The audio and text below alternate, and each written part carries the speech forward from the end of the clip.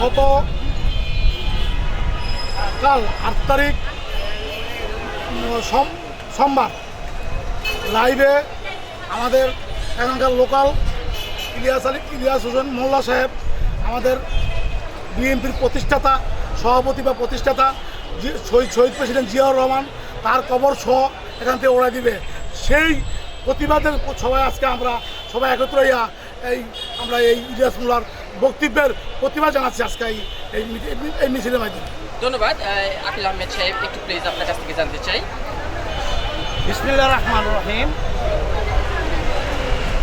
সুরেশের আমলের পার্লামেন্টের মেম্বার, অবৈধ পার্লামেন্টের মেম্বার ইলিয়াস উদ্দিন মোল্লা আমাদের প্রতিষ্ঠাতা প্রেসিডেন্ট জিয়াউর রহমান, শহীদ প্রেসিডেন্ট জিয়াউর রহমানকে নিয়ে যে উক্তি করেছেন এবং উনি যে কথা বলেছেন তার তীব্র নিন্দা জানাই।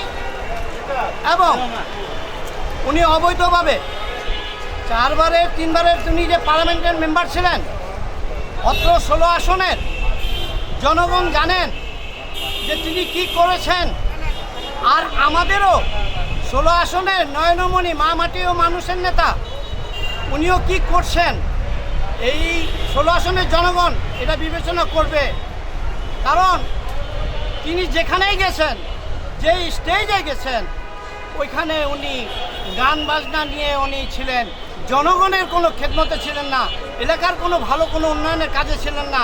যখন যে স্টেজে গেছেন উনি খালি একটি গান গাইতেন, যে রঙ্গিলা রঙ্গিলা রঙ্গিলা রে, আর একটি গান গাইতেন যে স্কুল খুলেছে রে মৌলা স্কুল খুলেছে। এইটাই উনি মুখস্থ করেছেন অনেক কষ্ট করে, এবং উনি এই গান গেয়ে জনগণকে মাতিয়ে রাখতেন। হ্যাঁ, জনগণকে মাতিয়ে রাখতেন। কিন্তু সাধারণ জনগণ সবই বুঝছেন, সবই বুঝেন।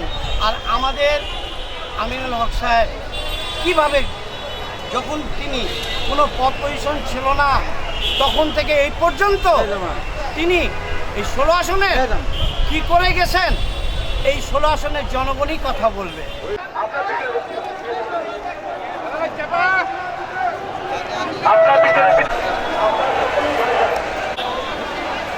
আমরা দেখছি মৎস্যজীবী দলের পক্ষ থেকে, রূপকথিকা মৎস্যজীবী দলের নেতৃবৃন্দ আছেন।